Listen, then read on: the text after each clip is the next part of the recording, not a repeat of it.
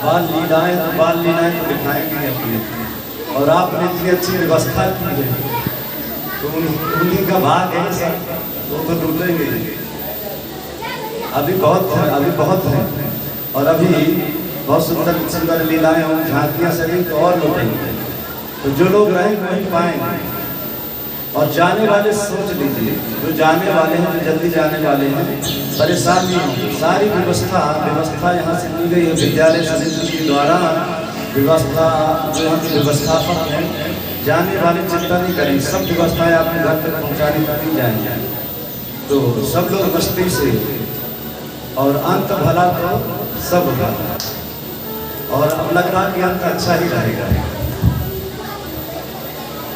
तो इस प्रकार से महाराज बड़े धूमधाम से नंदोत्सव तो 6 महीना तक चला था। धूमधाम से 6 महीना नंदोत्सव चला। गोपियां सब करके आ रही हैं।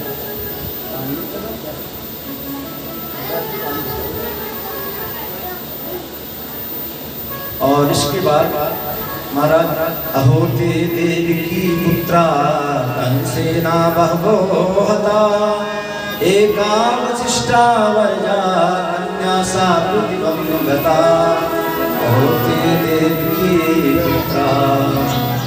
महाराज नंद बाबा ने कहा आप लोग उत्सव मनाइए और मैं जा रहा हूँ। कहाँ? कर देने के लिए, टैक्स जमा करने। कहाँ? कंस के पास। और नंद बाबा वहां से चले गए जहाँ लोग उत्सव मना रहे थे, धूमधाम से उत्सव मना रहे हैं। महाराज गए नंद बाबा और जाकर के कर जमा किया, टैक्स जमा किया, और सोचा कि जब तक यहाँ आया हूँ तो वसुदेव से मिल लेता हूँ।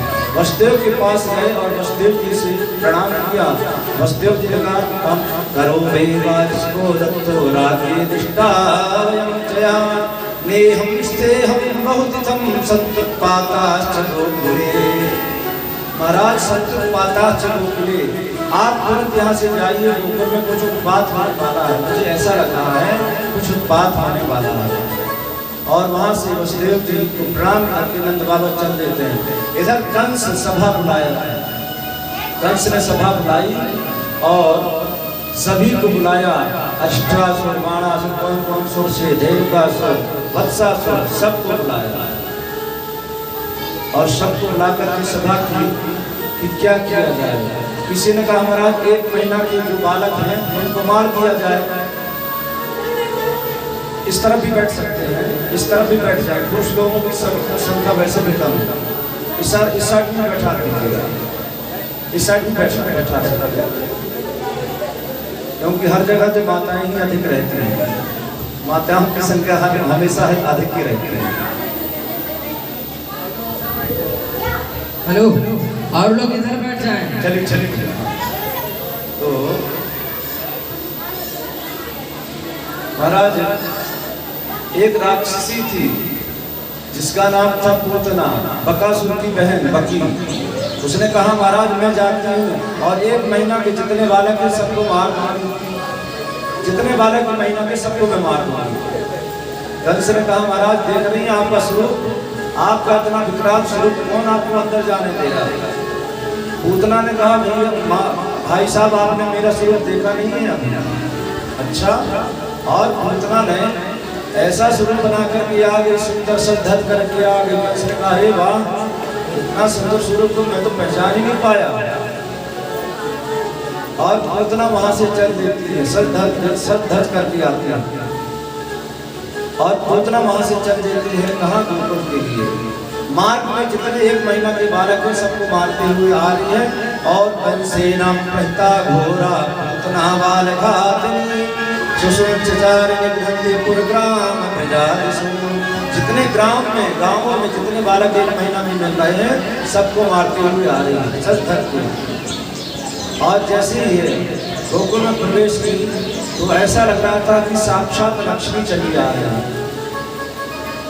और प्रवेश किया, किसी ने रोका भी नहीं और सीधे जा रही कहाँ? यशोदा के महल में जा रही है।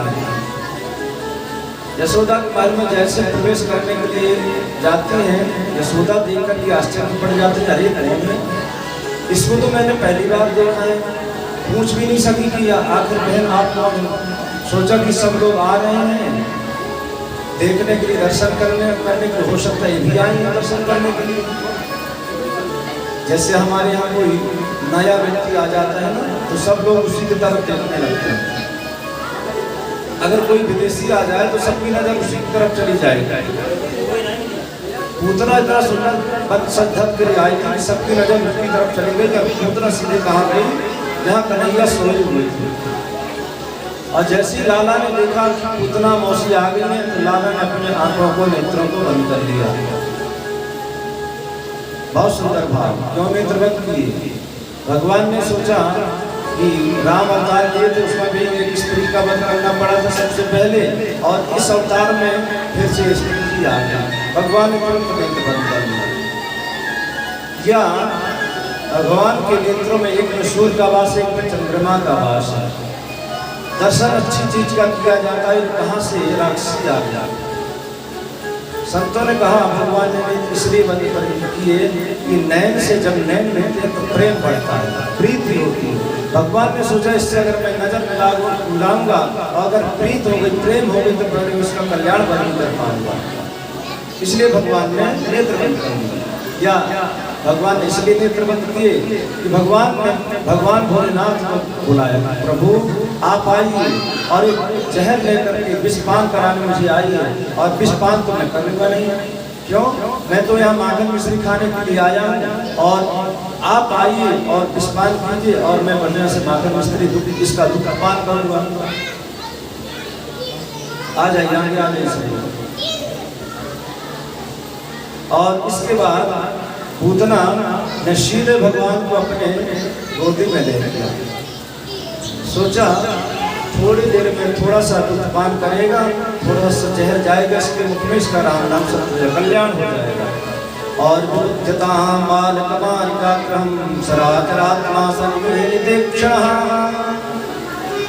और जैसी गोदी में लिया, भगवान का मुख अपने स्थल में लगाया, भगवान ने भोलेनाथ को याद किया। भगवान भोलेनाथ आकर के उसका जहर पान करने लगे। एक व्यक्ति रो रहा था वहीं पर खड़ा खड़ा। भगवान ने कहा भाई आप क्यों रो रहे हैं? बोले महाराज आप दूध पान करें, दूध पी रहे हैं, भोलेनाथ अपना आहार विषपान कर रहे हैं और मैं रो रहा हूँ, मुझे क्यों? मुझे कुछ मिल नहीं रहा। बोले आप कौन है? बोले मैं काल हूँ। भगवान ने कहा कि आप काल हैं तो इसके प्राणों का संचार, प्राणों को पीजिए आप। तो काल उसके प्राणों को खींचने लगे। तो सामुंचमुंचारमति प्रभाषिणी निष्पीड्यमानाखिलती गगनमणि। निष्पीड्य जैसे एक कपड़े को निचोड़ा जाता है ना, उसी प्रकार से भगवान उसके मर्म को, उसके प्राणों को खींचने लगे। भगवान ने सोचा अगर यहाँ मर जाए तो गड़बड़ हो जाएगा। तो भगवान ने क्या किया, उसको ले जा करके आंगन के द्वार, आंगन के माध्यम से ले जा करके बाहर ले गए, वन में, जंगल में ले गए। और पूतना ने अंत में अपना विशाल रूप धारण कर लिया। और राक्षस कितना भी अच्छा रूप बना ले, पर अंत में अपने असली रूप में आ ही जाता है। पूतना असली रूप में आ गई और जा करके कोसों को धड़ाम से जाने के पेड़ पौधे।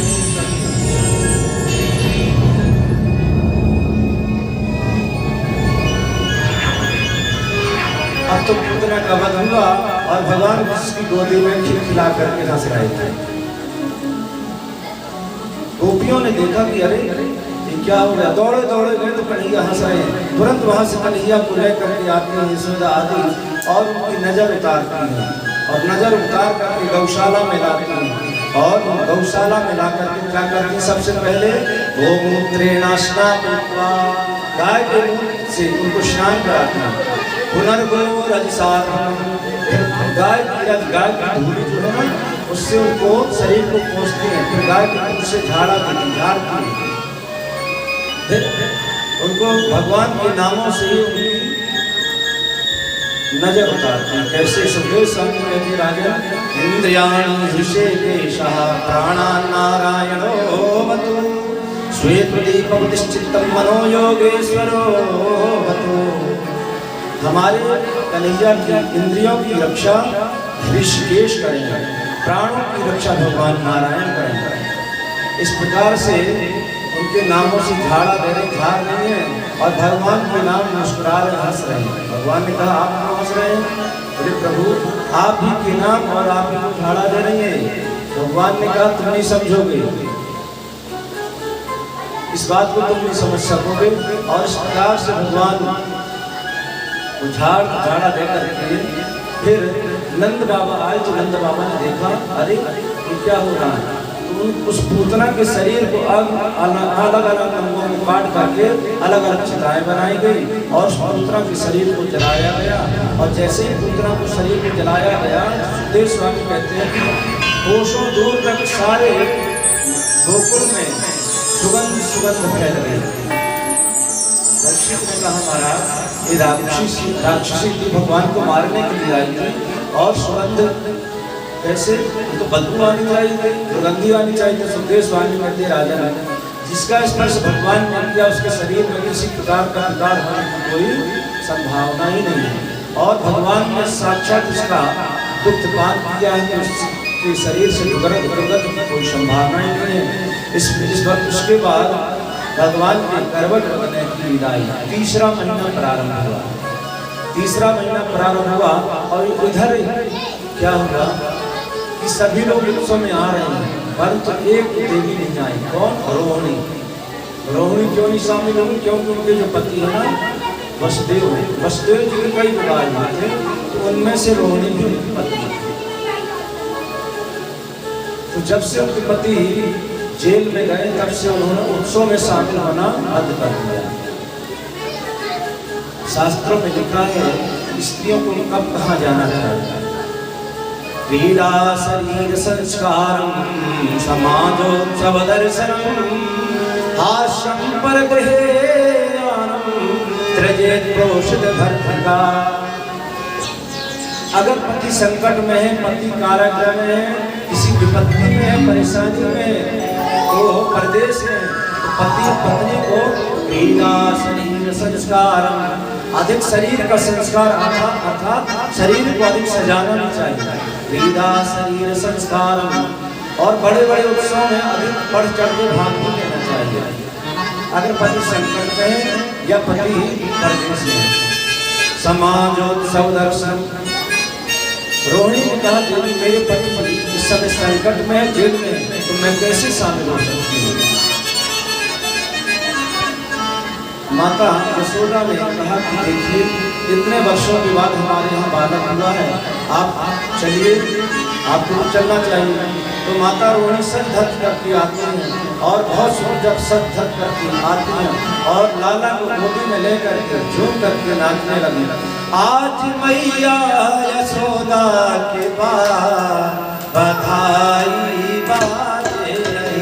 आज मैया यशोदा के बाद बधाई बाजे रही।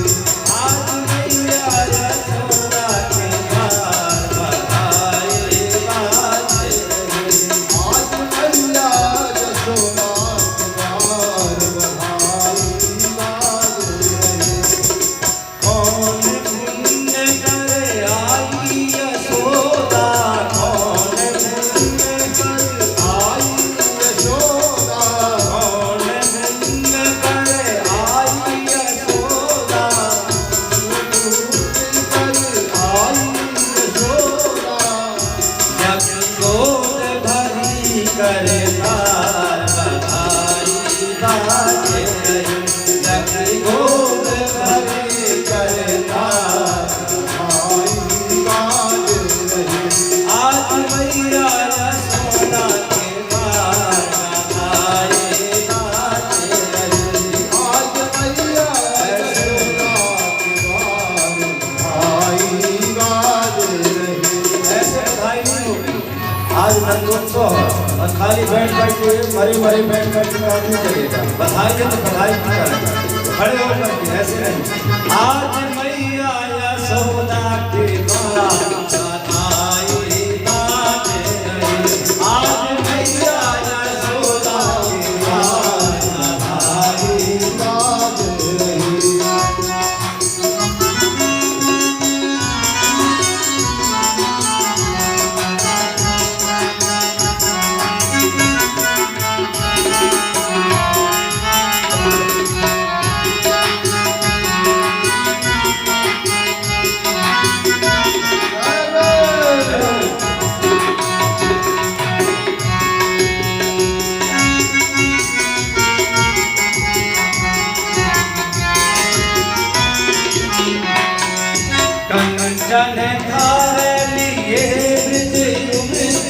कंचन थारी कंचन थारी कंचन थारी दावत मंगल चाराई बाज रही सब गावत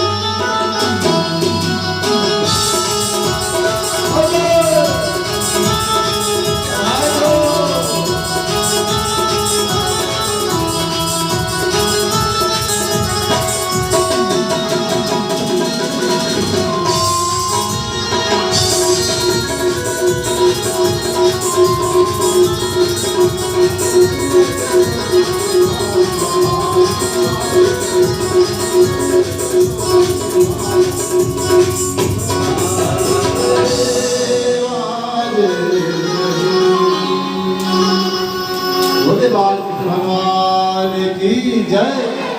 आज तो बधाई बधाई चलना है। हाँ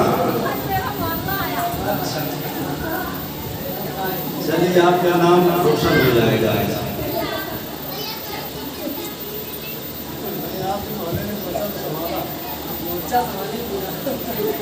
आप मोहल्ला वाले आज मोर्चा संभाल लेंगे। ऐसी बात नहीं, सब लोग बढ़िया से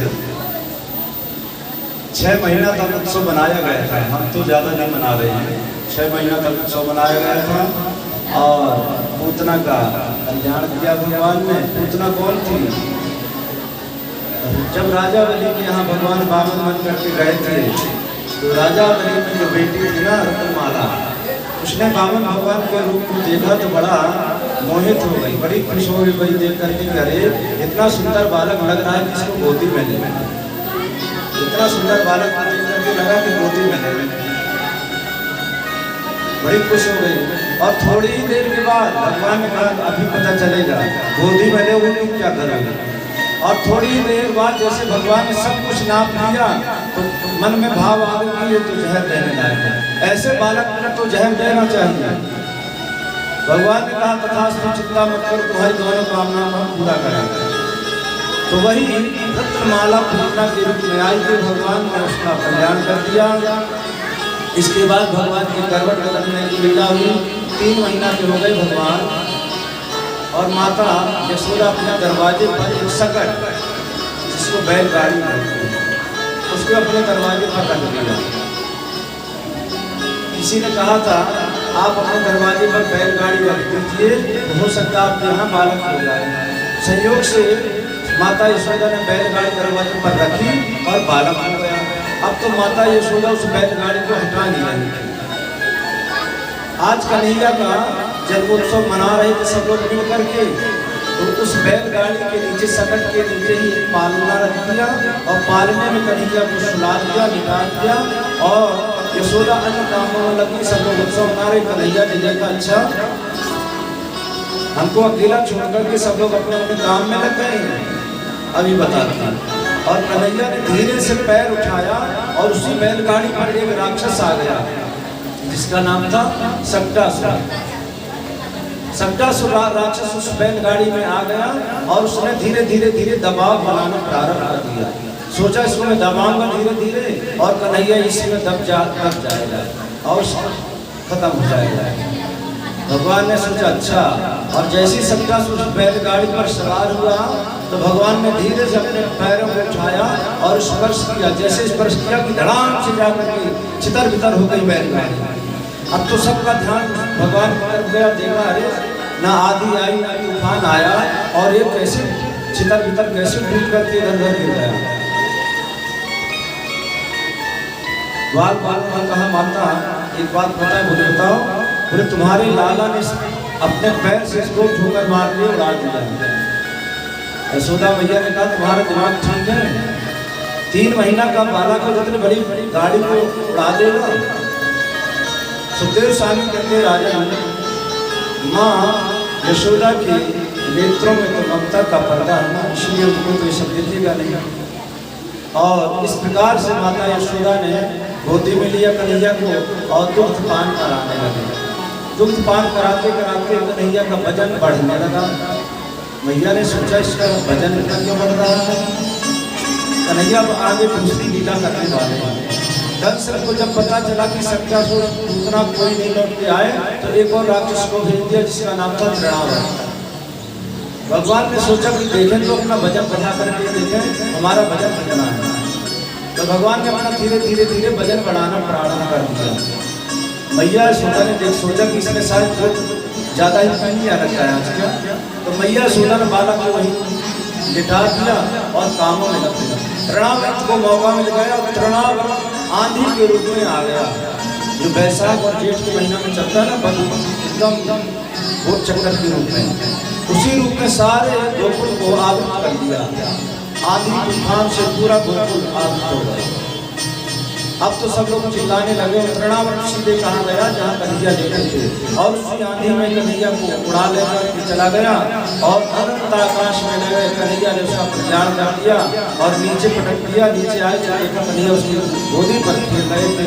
सभी लोग दौड़ कर गए, कन्हैया को उठा कर लाए और फिर से उनको स्नान आदि कराया और माता यशोदा उनको फिर से स्नान करा करके नजर उतारती है और फिर उनका श्रृंगार कर दिया।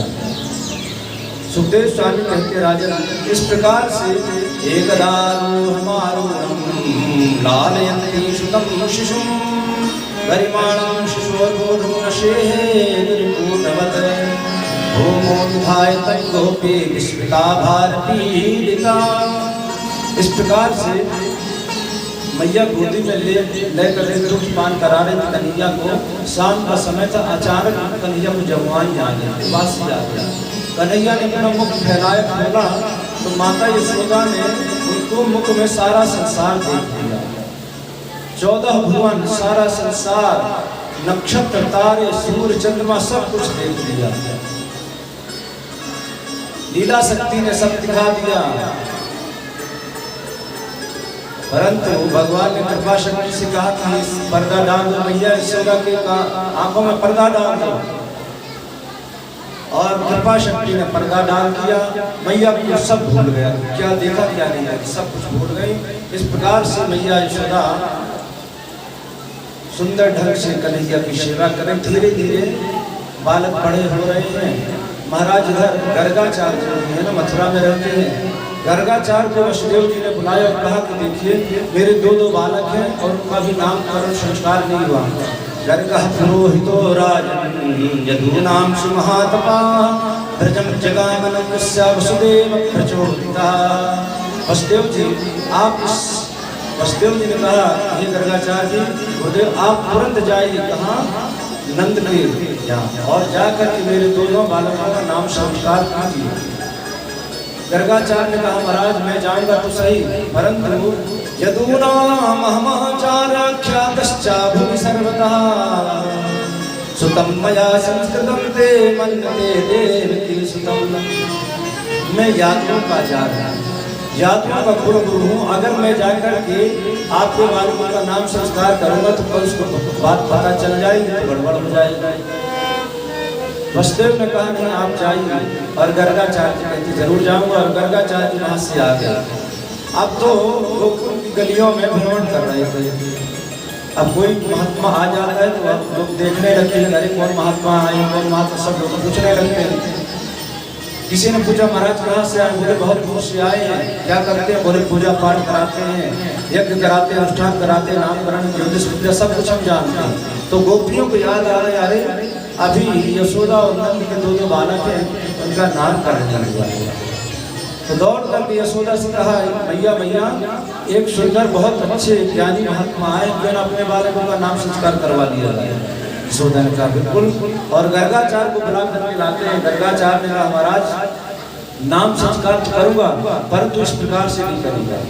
किस प्रकार से करूंगा, बोले गुप्त रीति से। यशोदा ने कहा ना ऐसे नहीं होगा, इतने वर्षों के बाद मेरे यहाँ बालक हुआ और गुप्त रीति से। नंद बाबा ने कहा देखिए अगर हम अपने बालकों की कामना चाहते अच्छे से रहें तो उनका क्यों नहीं, जैसा हमारे गुरु जी कह रहे हैं। नंद बाबा चाहते तो कितने गांव बुला लेते, परंतु यशोदा मैया ने और नंद बाबा ने दिखावा नहीं किया। हम लोग तो छोटा सा भी काम करते हैं, कोई भी उत्सव मनाते इतना धूमधाम से। नंद बाबा ने कहा मुझे दिखावा नहीं करना है, यशोदा ने कहा दिखावा नहीं करना, चलिए इनका गुप्त रीति से किया जाए ना। और गौशाला में ले गए और गौशाला में ले जाकर दोनों बालकों को बैठाया, स्नान आदि करके पूजन किया, गणेश गौरी के कलश का पूजन किया। और उसके बाद यशोदा और रोहिणी ने सोचा कि इनकी परीक्षा ली जाए। तो कैसे परीक्षा ली जाए, तो रोहिणी ने यशोदा के बालक को ले लिया और यशोदा ने रोहिणी के बालक को ले लिया। अदला बदली करके दोनों देवियां आ गई और दोनों ने लंबा लंबा घूंघट डाल लिया। लंबा लंबा घूंघट डाल करके दोनों देवियां आ गई। गर्गाचार्य ने पूजन कराया और देखा कि दोनों देवियां आई। दोनों देवियां बैठ गई।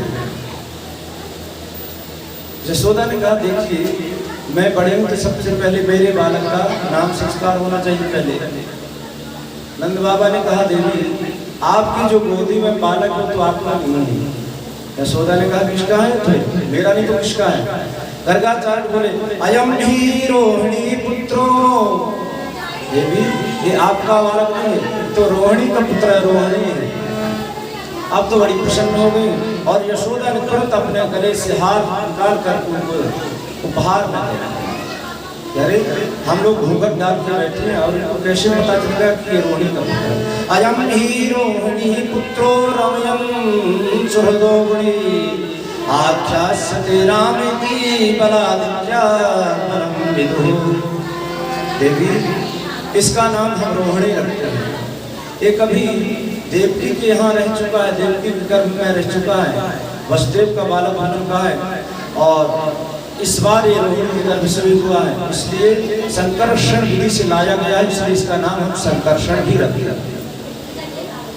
इसका जो बल होगा ना सबका कल्याण करने वाला होगा, इसलिए इसका नाम एक नाम हम बलभद्र रखते हैं, बलराम रखते हैं।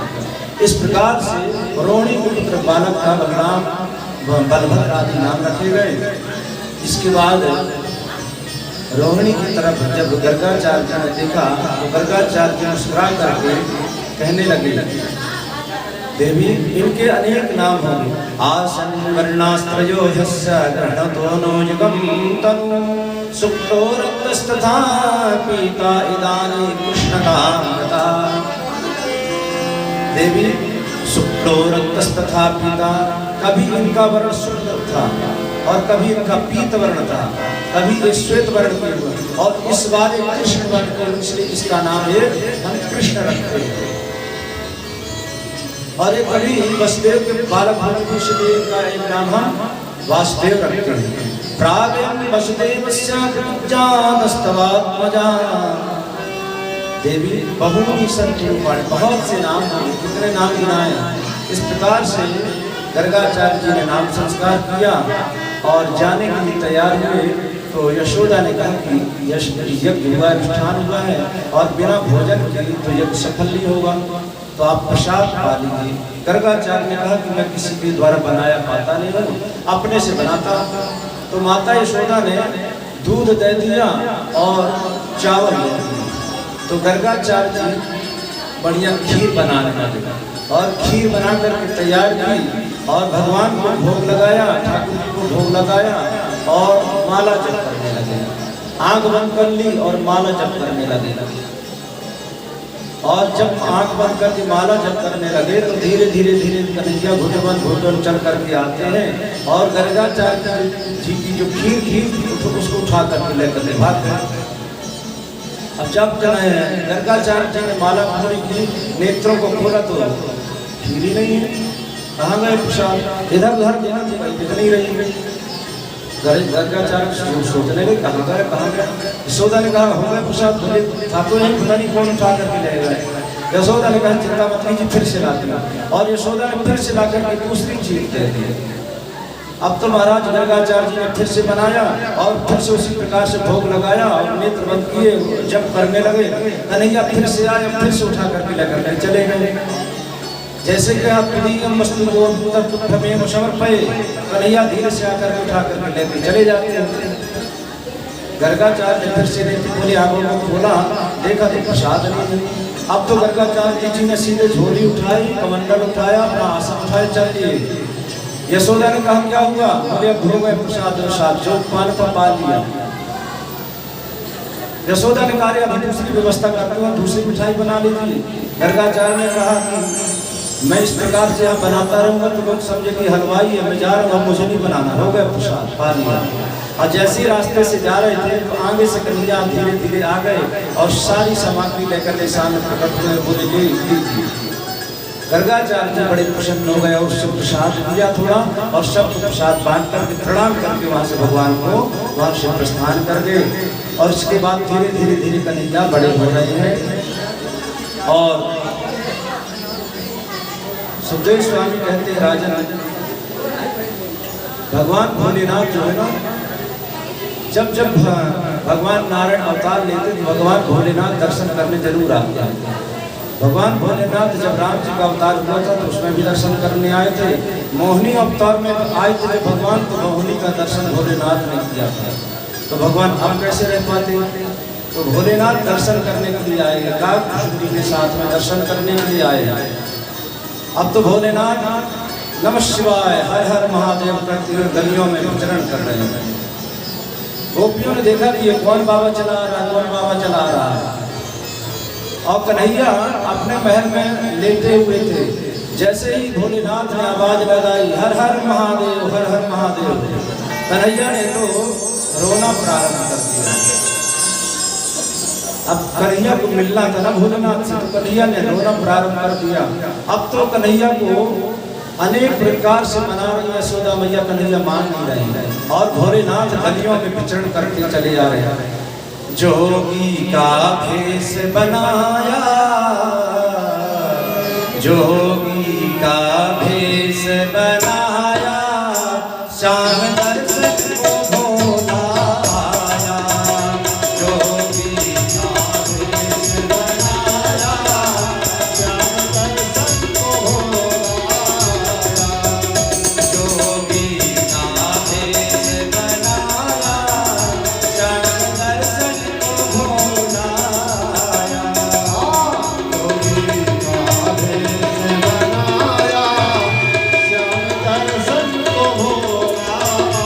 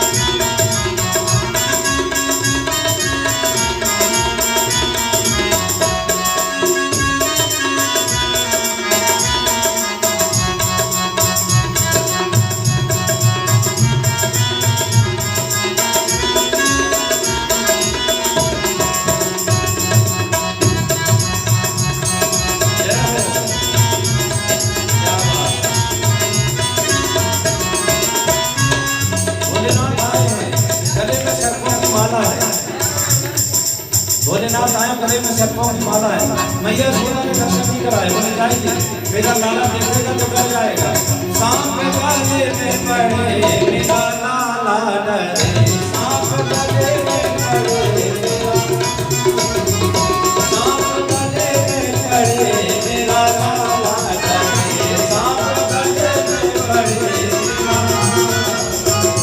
नहीं लाला डर कराया, नहीं लाला डर कराया, श्याम दर्शन को भोला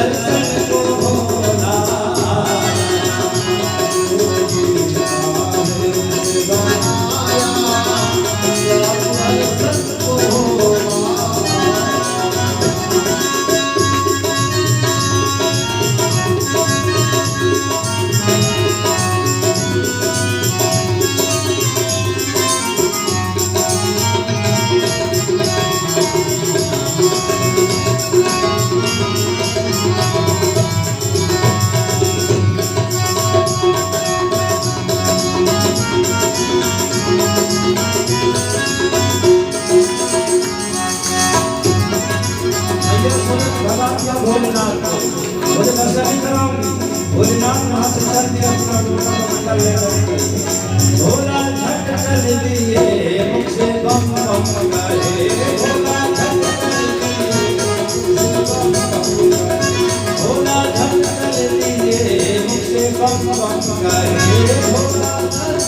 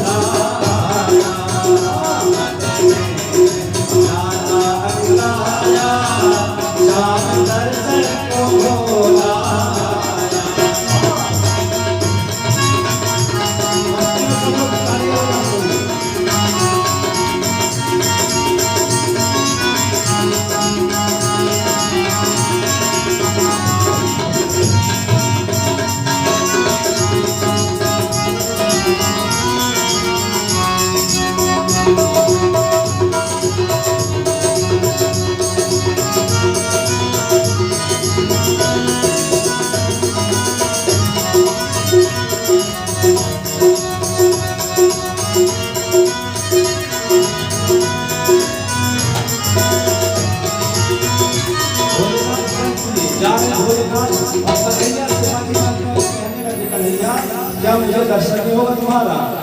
जब इस प्रकार से कन्हैया को मन में कहा तो कन्हैया ने अपनी लीला रचाई। याद थी लाला रोने लगा, दीदा रोने लगा, लाला रोने लगा, दीदा लाला रोने लगा, दीदा रोने लगा, लाला रोने लगा,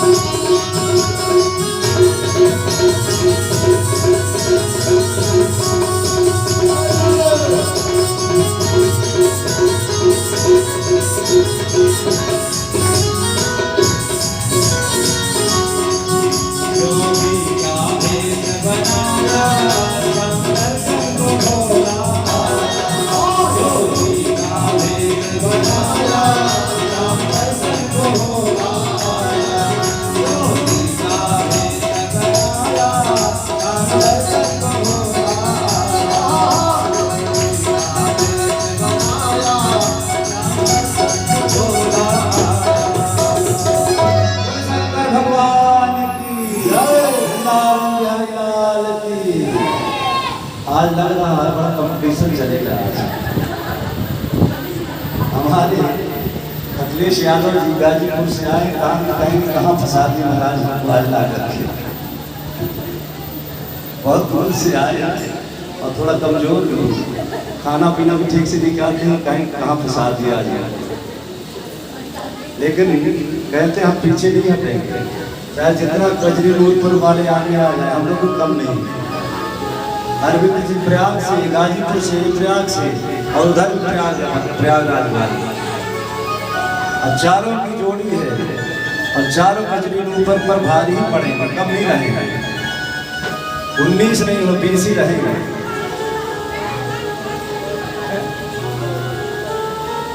बात तो सही कह रहे हैं कि बाहर होता तब तो दिखा देते हम भी अपना जलवा, लेकिन अभी भी बहुत अच्छा जलवा दिखा रहे सब लोग, बड़ी खुशी की बात है। डॉक्टराइन कह रही थी कल, डॉक्टराइन साहिबा कह रही थी कि बड़ी अच्छी टीम है आप, सभी लोग बहुत अच्छे हैं। और हमारी कलश यात्रा में जब हम गए थे तो फफोले पड़ गए थे पैर में, परंतु कल जन्मोत्सव में सारे फफोले फूट कर सब बराबर, इतना धूमधाम से जन्मोत्सव मनाए कि सारे फफोले फूट करके हो गए। इस प्रकार से कन्हैया सबको सुख प्रदान कर रहे हैं। गोपियां अपने अपने घरों में रह रही हैं और अपने अपने घरों में रह करके कन्हैया का दर्शन कैसे हो।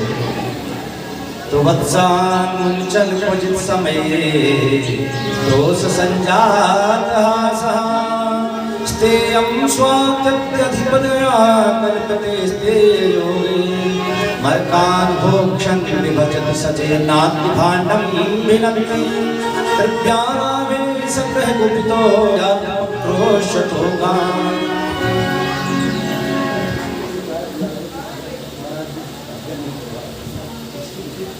शिकायत न रहे, कई जगह संगीत वाले शिकायत कर देते, ऊब जाते हैं कि महाराज जब देखो बोलते रहते ऊब जाते। एक एक घंटा होता है।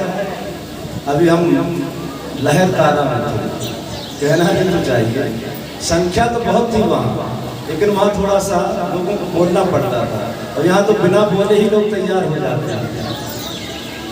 यहाँ तो सिर्फ इशारा करना कि लोग तैयार खड़े हो जाते, लगता है जैसे कमर कस करके आए घर से।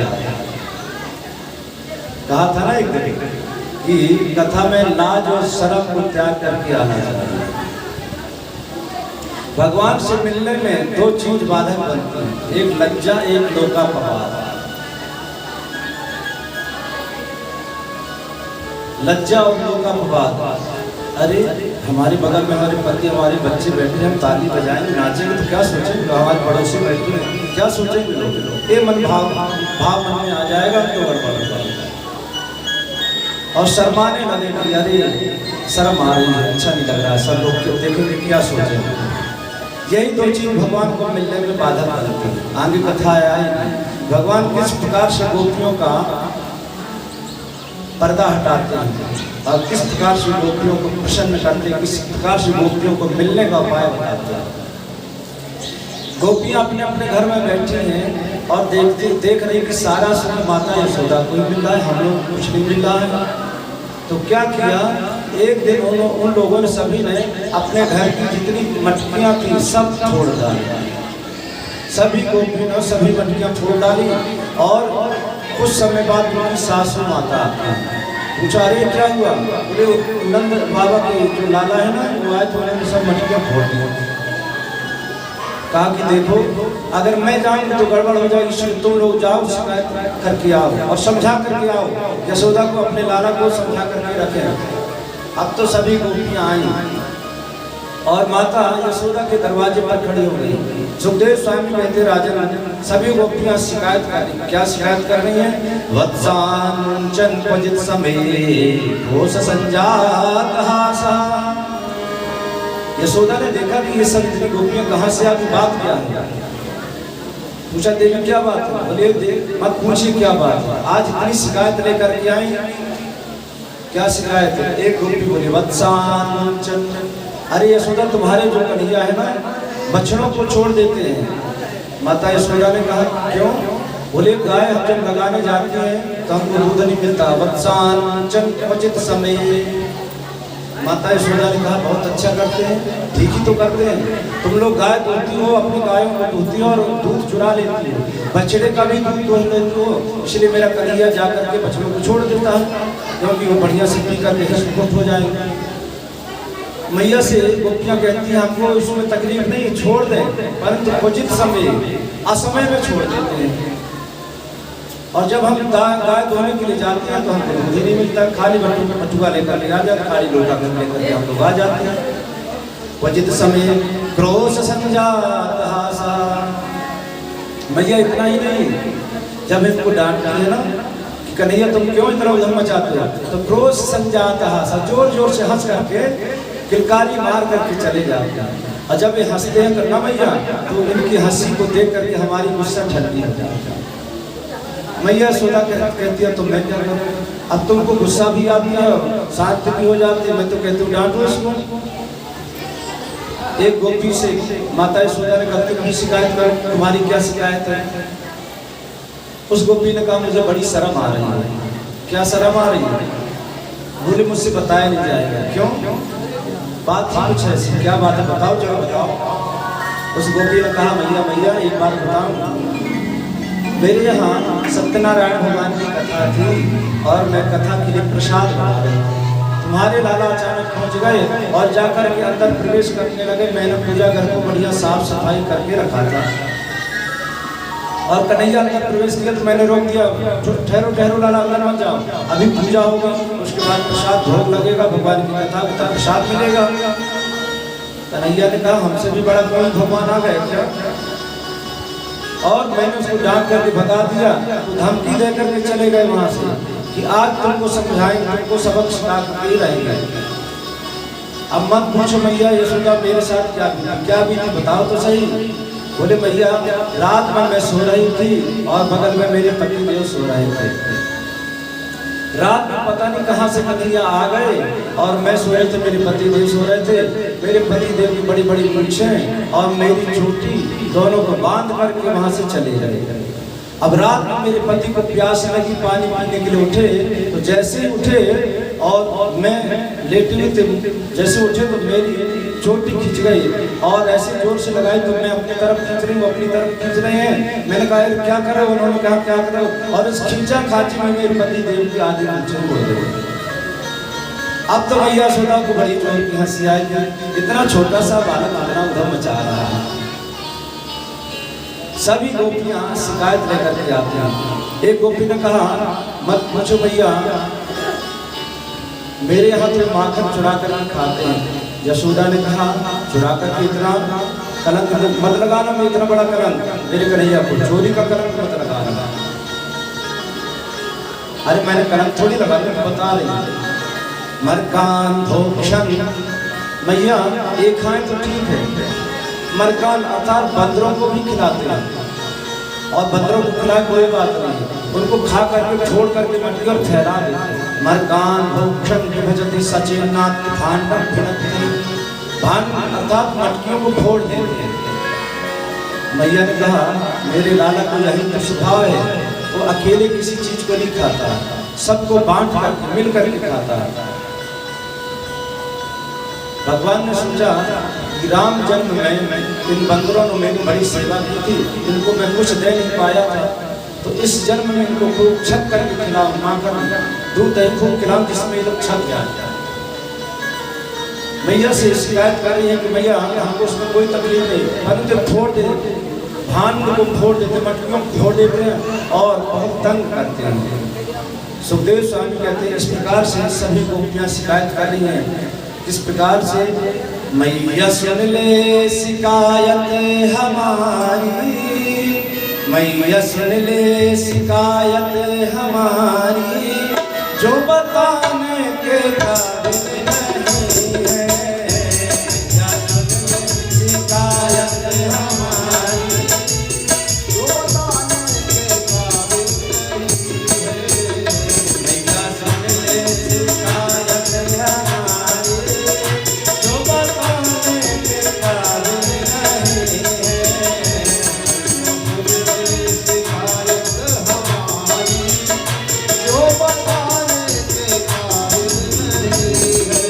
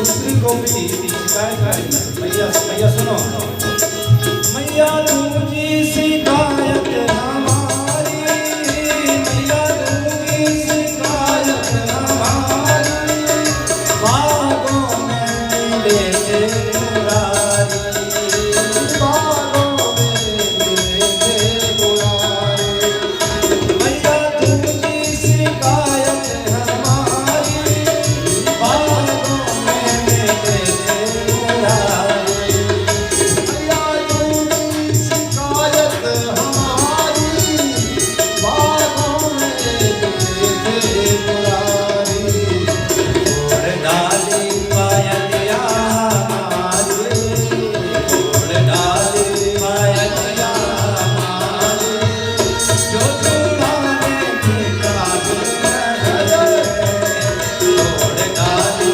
पायलिया हमारी जो चुराने की काबिल नहीं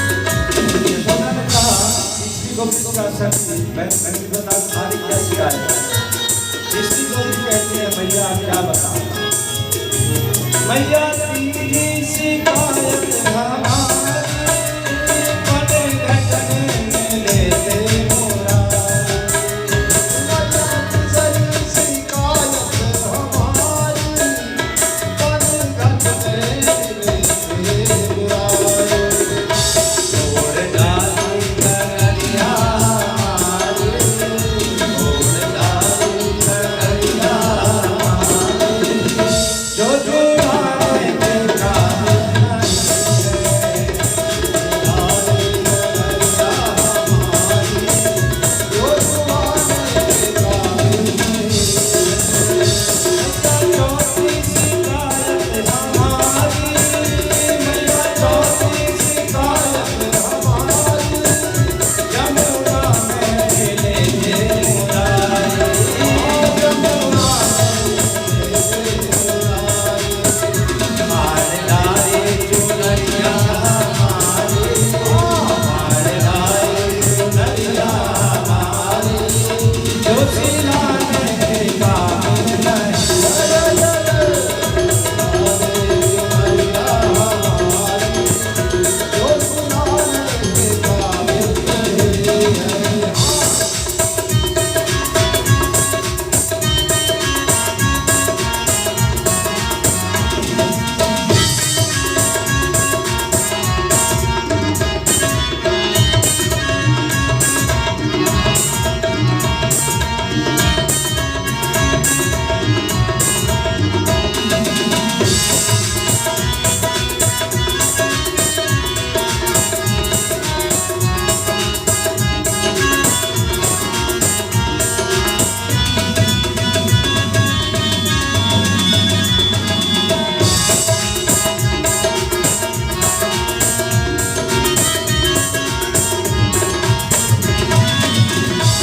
पांचवी गोपी शिकायत करी यशोदा ने कहा बच्ची बता तुम्हारी क्या शिकायत है पांचवी गोपी कही मैया पंचमी शिकायत हमारी मैया पंचमी शिकायत हमारी मैया पंचमी शिकायत हमारी मैया पंचमी शिकायत हमारी महलों में मिले थे मुरारी महलों में मिले थे मुरारी महलों में मिले थे मुरारी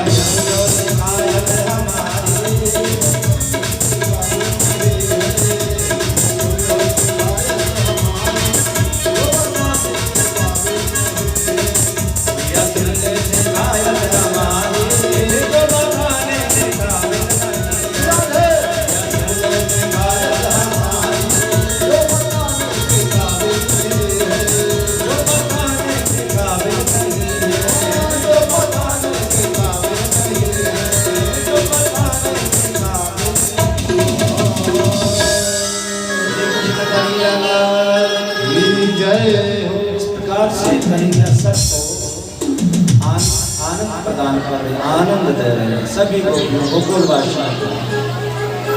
एक गोपी थी जिसका नाम था प्रभावती, ध्यान से सुनिएगा। एक गोपी प्रभावती नाम था, और उसने कहा सबको परेशान करते हैं, ठीक है, मुझे परेशान करके मेरे घर का दही माखन खा करके देखे, चुरा करके देखे, तब मैं जानूं उसको। उसका बड़ा प्रभाव ही था, बड़ा प्रभाव था। सखा ने कन्हैया से कहा, कन्हैया कन्हैया, एक गोपी बड़ी धमकी दे रही है और कह रही है कि कन्हैया मेरे यहाँ करके देखे, मैं बताऊंगा। कन्हैया ने कहा चलो आज हम लोग उसी के घर चलते हैं। और कन्हैया सखाओं को साथ में लेकर के प्रभावती के घर में आया। प्रभावती जल भरने के लिए गई थी और भगवान ने दरवाजा खोला, छीके से मटकी निकाली और बहुत सारा दही खाया, मक्खन खाया और फैला दिया। अब तो दरवाजे के बाहर भगवान खड़े हो गए, खिड़की झरोखे से खड़े होकर देखने लगे और दरवाजा बंद कर दिया। अब प्रभावती मस्त चाल में चली आ रही थी और जैसे ही दरवाजा खोला और जैसे अंदर प्रवेश किया कि उसका पैर अंदर पड़ा और फिसल करके धड़ाम से गिर गई।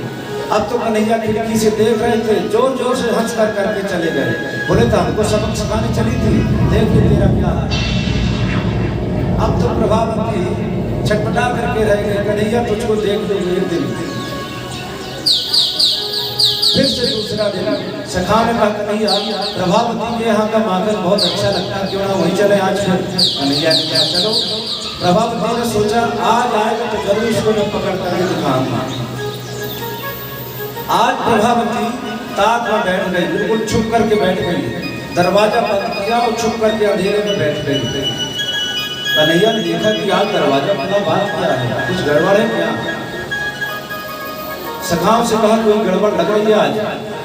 सखाओं ने कहा क्या गड़बड़ है। कन्हैया ने कहा पता नहीं, चलो देखा जाएगा। और अंदर प्रवेश किया और एक दूसरे पर चढ़ करके ऊपर से मटकी निकाली और मटकी निकाल करके एक दूसरे को बांटने लगे। उतने में ही प्रभावती तुरंत झट से सामने आ जाती है। अब तो बार बार सखा सारे वहां से भागने लगे, कन्हैया बेचारे बच गए। प्रभावती ने तुरंत हाथ पकड़ लिया। अब पकड़ में आए, अब बता तू जा करके यशोदा को। यशोदा मानती नहीं थी ना, आज जरूर जा करके रंगे हाथ पकड़े गए, दिखाऊंगा। अब कन्हैया सोचने लगे अब गड़बड़ हो जाएगी। अभी तक शिकायत जाती थी और हम मनी अपनी मैया को बना लेते थे, आज रंगे हाथ पकड़े जाए तो जरूर पिटाई होगी। अब प्रभावती ने सोचा आज यशोदा को बताऊंगी।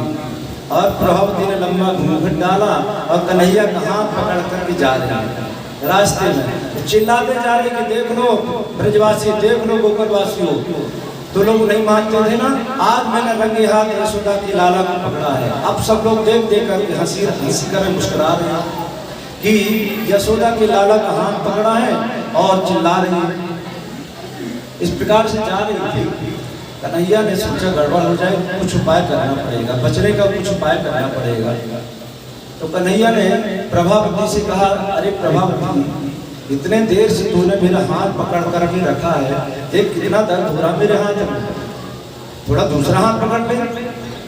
और जा रहा था मधुमंगल, प्रभावती का लड़का बेटा जा रहा था। उसने कहा कन्हैया कहाँ जा रहे हो। बोले जा रहे हैं रसमलाई खाने, चलोगे। ये कन्हैया रसमलाई तो मैंने नाम सुना लेकिन खाया कभी नहीं। कन्हैया ने कहा चलो आओ, खूब रसमलाई आज मिलेगी, चलो मेरे साथ, छक जाओ, इतनी रसमलाई खिलाऊं, छक जाओ।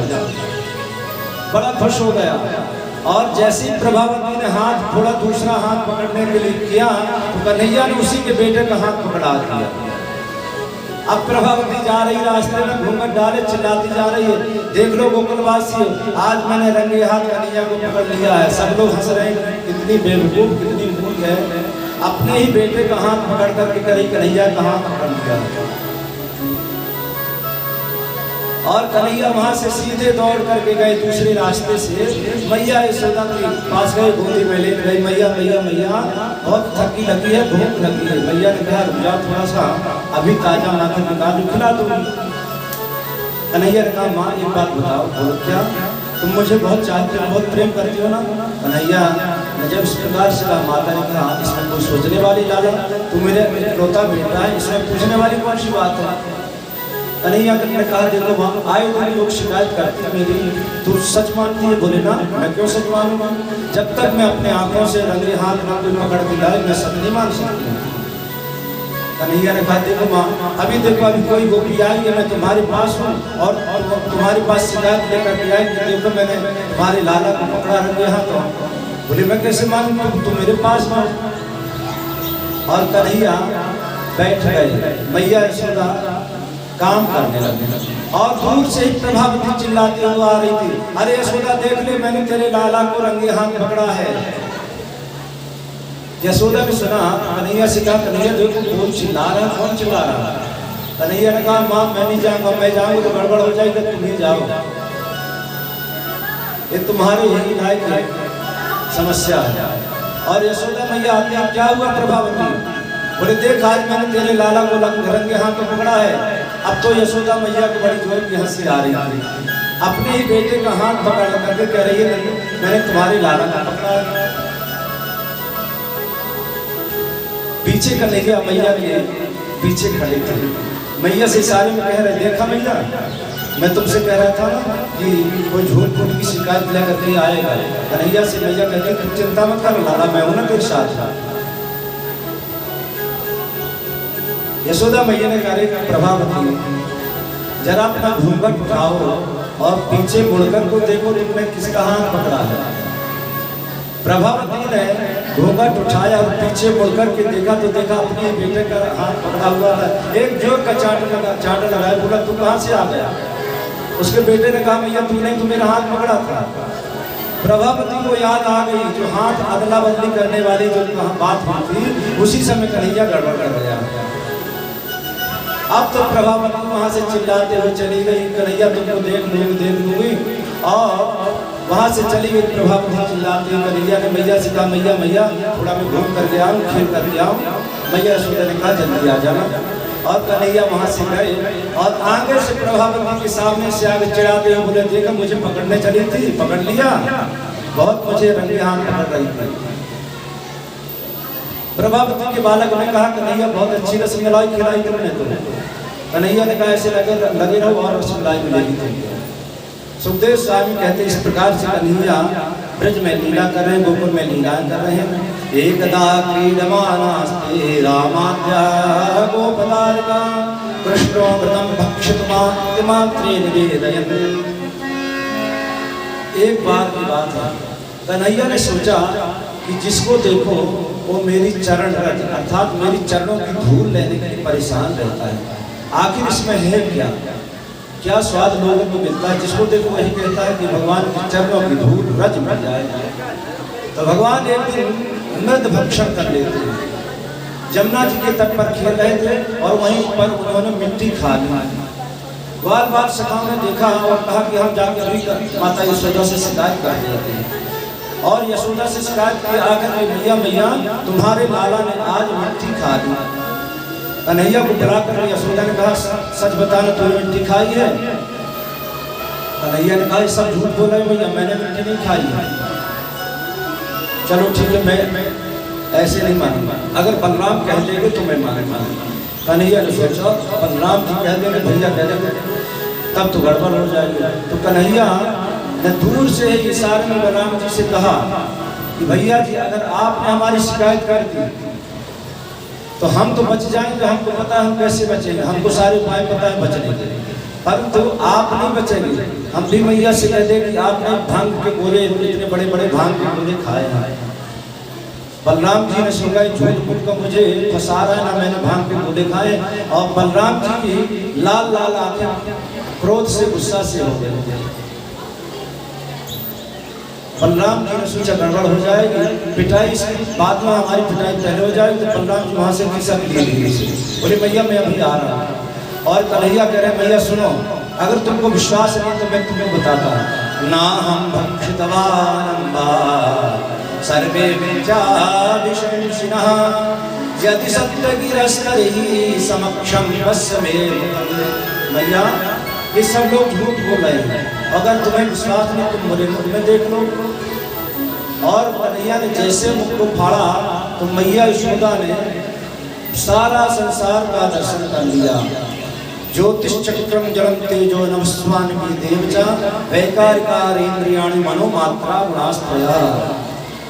मैया कहती है किम स्वप्न एतद् भूत देव माया। कन्हैया मैंने तुम्हारे में कोई स्वप्न देखा या कोई माया देखी है? करिए तुरंत कृपा शक्ति को आदेश दिया। कृपा शक्ति ने मैया की यशोदा के नेत्रों में पर्दा डाल दिया और कन्हैया ने कहा मैया तुमने ऐसे कोई स्वप्न देख लिया होगा। इस प्रकार से सुंदर लीलाएं कर रहे हैं। एक दिन की बात है, इत्थम विदतत्पायां गोपिकायां सईश्वरा वैष्णवी व्यतनोन्माय स्नेहमयी। एक दिन की बात है, चांदनी रात थी और मैया गोदी में कन्हैया को लेकर के चंदा मामा के गीत सुना रही थी। अब तो कन्हैया ने जैसे ऊपर देखा आसमान में, बोले अब तो मुझे चंदा मामा ही चाहिए। जननी की साड़ी से अंचल गही उठे कृष्ण, मैया मोहे चंद्रदेव बचन उचारी। भैया अब मुझे चांद चंद्रमा ही चाहिए, चंदा मामा ही चाहिए। मैया ने कहा ये तू पागल हो गया लाला, कहीं चंदा तुमको मिल पाएगा? देखो कहाँ तुम कहाँ हो। चंदा को भूमि पर, मैया यशोदा कहती है लाला चंदा को भूमि पर उतारिबो ना खेलला, अनहोनी बात नहीं बसते हमारे। कन्हैया चंदा को भूमि में लाना किसी के बस की बात नहीं है।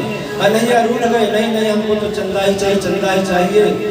चंद्र खिलौना मैं होली भैया, मैं तो चंद्र खिलौना नहीं। और मैया ने एक परात में जल भरा और उसी में चंद्रमा का आकार आ गया। उसी में कन्हैया थप थप थप करके खेलने लगे और इस प्रकार से धीरे धीरे समय बीत रहा था। माता यशोदा ने देखा कि आए दिन लोग शिकायत कर रहे हैं मेरे लाला की चोरी करता है, ये करता है, आखिर बात क्या है? हो सकता है मेरी परवरिश में कुछ गड़बड़ी हो, मैं ही अपने लाला का ठीक से ख्याल ध्यान नहीं रख रही हूँ।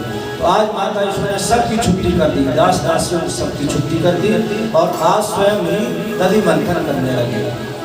एकदा गृहदासी सो यशोदानंद गेहनि कर्मांतर नियुक्ता सो निर्ममंत स्वयं दधि यानि यानि गीतानि तद्वान चरितानि च दधि निर्मंथनेत्र काले।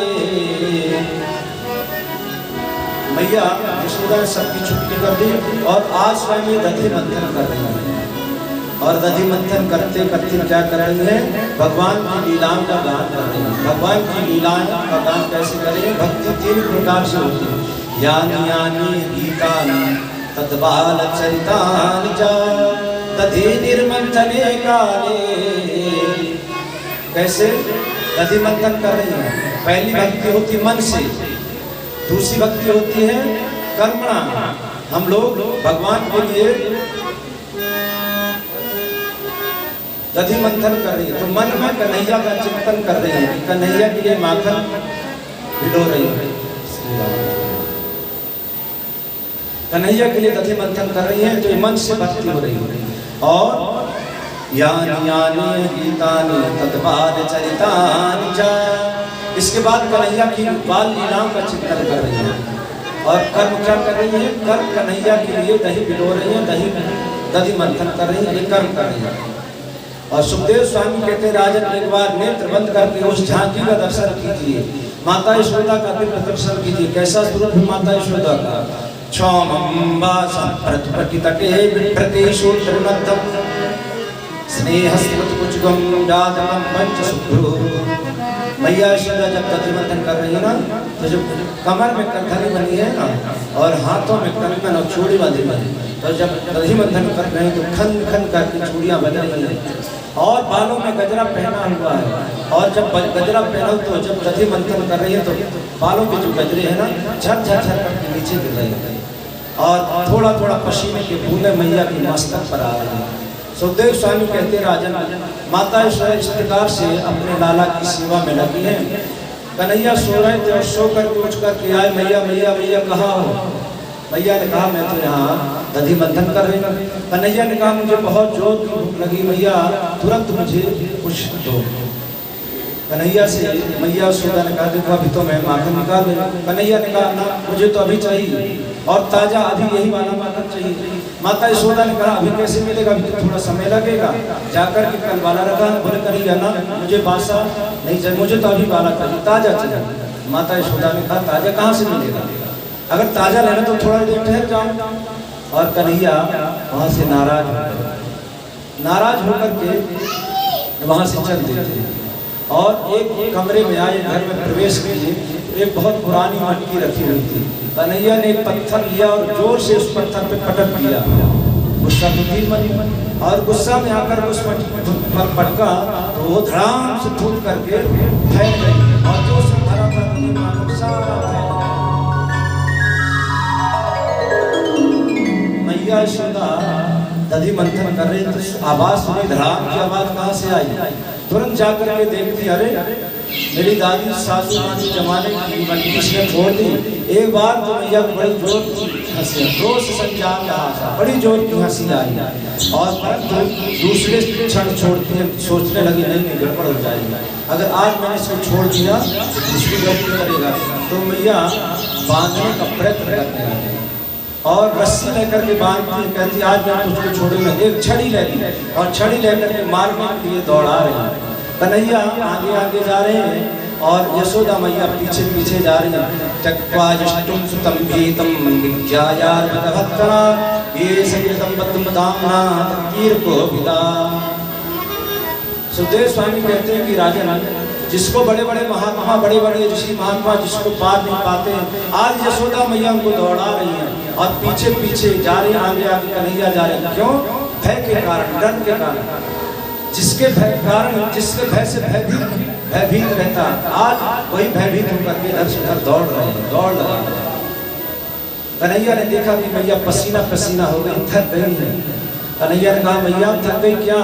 मैया ने कहा बहुत ज्यादा थक गई लाला, अब तुरंत मेरे पास आ जाओ। कन्हैया ने कहा माँ तुम्हारे हाथ में जो छड़ियाँ लटकी है ना, उसको देख करके बड़ा डर लगा है। तो भगवान ने जब इस प्रकार से कहा कन्हैया ने, तो यशोदा ने कहा मैं अगर डंडी फेंक दूं तो आ जाओगे? बोले तुरंत। त्यक्त्वा जष्टुं सुतं भीतं, माता यशोदा ने तुरंत डंडी छड़ी फेंक दी और कन्हैया तुरंत गोदी में आ गए। और जैसे में गोदी में आए कन्हैया, मैया यशोदा ने तुरंत कान पकड़ा और हाथ पकड़ करके लेकर के गई और ओखर से बांधने लगी रस्सी से। कन्हैया ने कहा मैया मैं तुम तो कह रही थी मैं कुछ नहीं करूँगा, मार रही हूँ और तुम बांध रही हो। माता यशोदा ने कहा बताती हूँ अभी तेरी पूजा करूँगी, और ले करके बांधने लगी। अब तो 2 अंगुल रस्सी कम पड़ रही है। उखल क्या है? बोले उखल है कश्यप और रस्सी क्या? बोले रस्सी है अदिति। और कोई भी माता पिता अपने बालक का बंधन नहीं चाहता है, इसीलिए 2 अंगुल रस्सी कम पड़ गई। एक गोपी ने कहा मैया मैया तेरे लाला के जीवन में बंधन लिखा ही नहीं है, ऐसा आपको लगता है? अब तो सारे गोकुल की रस्सियां मंगाएंगे। एक गोपी ने कहा कल ही मैंने इतने मीटर रस्सी मंगाई है, 200 सभी रस्सियां जोड़ जोड़ करके बांध रही हैं, कन्हैया बंधन में नहीं आ रहे। देखा कि अब कन्हैया ने देखा कि अब माँ थक गई है तो अब बंधन में आ गए। गोपे लोकरे बादामना बंध प्राकृतम यथा तदपि बंधन में आ गए और माता यशोदा ने उखर से बांध दिया और अन्य काम में लगे। कन्हैया घसीटते घसीटते घसीटते जाने लगे। 2 पेड़ थे, अर्जुन के पेड़ थे और दोनों ही पास पास में लगे हुए थे। थोड़ा सा रास्ता बीच से जाता था, रास्ता थोड़ा सा जगह था। कन्हैया ने क्या किया कि धीरे घसीटते घसीटते घसीटते उसके बीच से जाने लगे और जैसे बीच से जाने लगे प्रवेश किए तो जैसे स्पर्श किया वृक्षों से पेड़ों से चप चप चप करके पेड़ गिर गए और उन पेड़ों से 2 दिव्य पुरुष प्रकट हुए। कन्हैया ने कहा आप लोग कौन हैं? तो उन्होंने अपना परिचय दिया। बावनी मदिराम पीत्वा मदा घोरित लोचनो स्त्री जनोरण गायन पीछे तो पुष्प पे बने। हम लोग कुबेर के पुत्र नल कुंवर और मणिपुरी में शंकर जी के सेवक थे हम लोग। हमसे एक अपराध हो गया। हम लोग मदिरा पान करके जल में स्नान कर रहे थे अप्सराओं के साथ में। मार्ग से नारद जी जा रहे थे। नारद जी को देख करके अप्सराओं ने आकर अपने वस्त्र पहन लिए, परंतु हम लोग खड़े नहीं हुए, उसी प्रकार से स्नान करते रहे मस्ती से। नारद जी ने देखा धनाभिमान धनिकों के पुत्र होकर के धनाभिमान तुम पर आ गया, श्राप देते हैं कि तुम लोग वृक्ष के समान बढ़ो, वृक्ष हो जाओ। आकर के प्रणाम किया नारद जी को। नारद जी ने किया चिंता मत करो, भगवान के द्वारा तुम्हारा कल्याण होगा। तो वही आकर के वृक्ष की योनि को प्राप्त हो गए और भगवान को सुंदर प्रार्थना करते हैं। वाणी गुणान्मथने श्रवणो कथाया हस्तो चकर्म सुमनस्तव पादयोर्ना स्मृतस्तव जगत् प्रणामे दृष्टि सताम दर्शनेस्तु भवत्तन्त्रा। क्या चाहिए? भगवान से प्रार्थना करते प्रभु वाणी गुणान करते, हमारी जो वाणी है ना आपके गुणों का गान करती है। वाणी गुणान कथने श्रवणो कथाया, आपकी कथा हमको कानों से सुनने को मिलती रहे। इस प्रकार से सुंदर जी की और उनको मुक्त किया भगवान ने। और भगवान इस प्रकार से लीलाएं करते, सुखदेव स्वामी कहते हैं इस प्रकार से ब्रज में रहकर भगवान अनेक प्रकार की लीलाएं कर रहे थे। एक दिन की बात है कि एक बूढ़ी माता सिर पर टोकरी लेकर के बहुत सारे फल लेकर के घूम रही थी। आज सुबह से वो फल बेच रही थी, परंतु दोपहर होने किसी ने एक फल भी उसका नहीं लिया। आज बड़ी खुशी थी कि आज मेरा एक भी फल नहीं लिया, आज मेरी बहुनी तक नहीं। और नंद के महल के दरवाजे से गुजर रही थी तो चिल्ला रही थी कोई फल ले लो, कोई फल ले लो, कोई फल ले लो। कन्हैया ने सुना मैया मैया कोई फल बेच रहा है, मैं फल ले आऊँ। मैया ने कहा जाकर ले आओ। और कन्हैया जाकर के कहते हैं अब एक फल बेचने वाली हमको फल दे दो। उसने देखा तो बड़ी प्रसन्न हो गई और टोकरी लेकर के वहीं खड़ी हो गई। कन्हैया ने कहा आप तो बिना कुछ लिए फल देंगे नहीं। तो दौड़ करके गए मैया से कहा मैया मैया कुछ दे दो, कुछ अनाज हो तो ले आए। मैया ने कहा जाकर के देखो कहीं कुछ रखा हो लेकर के जाओ। और कन्हैया कुछ धान या कुछ गेहूँ कुछ रखा था लेकर के हाथ में लेकर के जा रहे हैं। छोटे छोटे हाथ हैं और कन्हैया जा रहे हैं।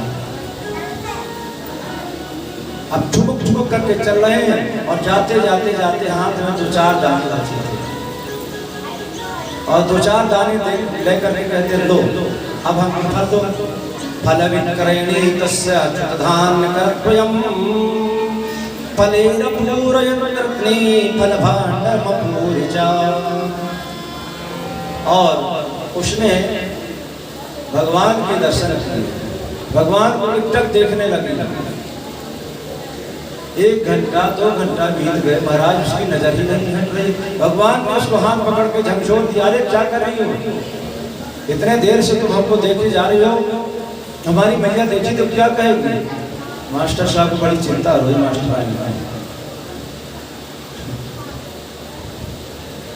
मास्टर साहब बड़ी कोई बात नहीं है, नहीं बीच बीच में ख्याल रखना चाहिए। मास्टर बड़ा प्रेम करते हैं राहुल जी हमसे, हंसी विनोद हमारा चलता रहता है। प्रयागराज में साथ में रहे कई सालों से, तो हंसी विनोद हम लोग का होता रहता है। तो इस प्रकार से अब यहाँ तो मास्टर ही मास्टर हैं। अब किसको कह रहे हैं लोग अपने अपने